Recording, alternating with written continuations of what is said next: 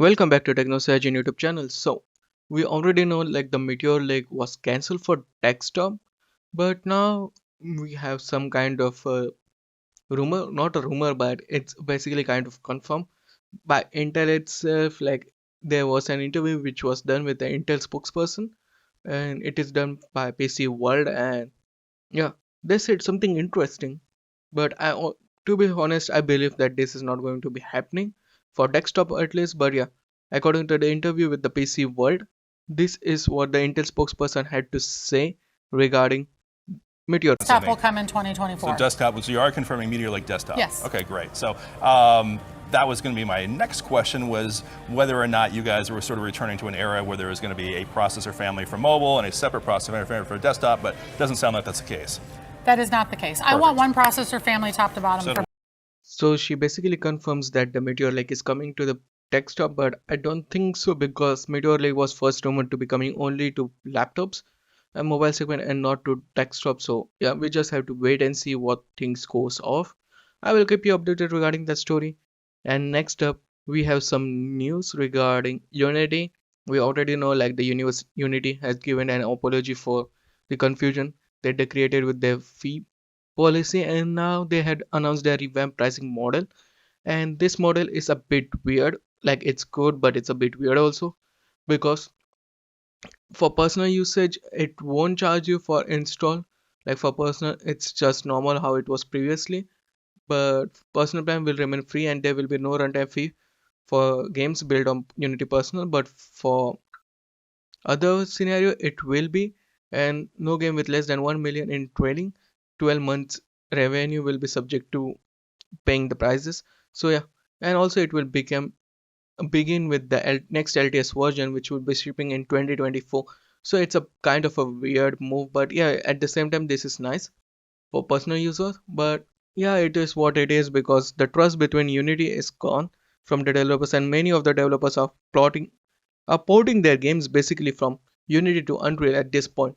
So yeah, the trust between developers is gone, and now let's see how things turns out for Unity. But yeah, it is what it is at this point. Are you using Unity for your game development? I really like Unreal compared to Unity.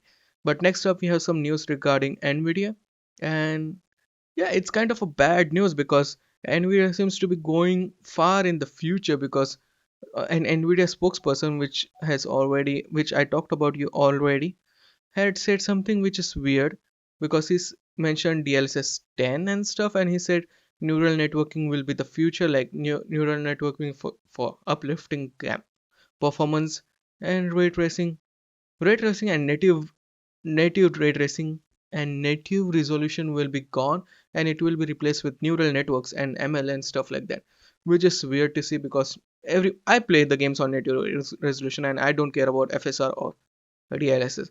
But yeah, it is what it says. He says that the neural networks are the future and DLSS 3.10 will be more powerful compared to DLSS 3, which we know. But yeah, I am a big fan of native resolutions, and judging from his statement it feels like they mean that there is no need for high powerful GPUs, just we need to focus on neural networks, which is bad move.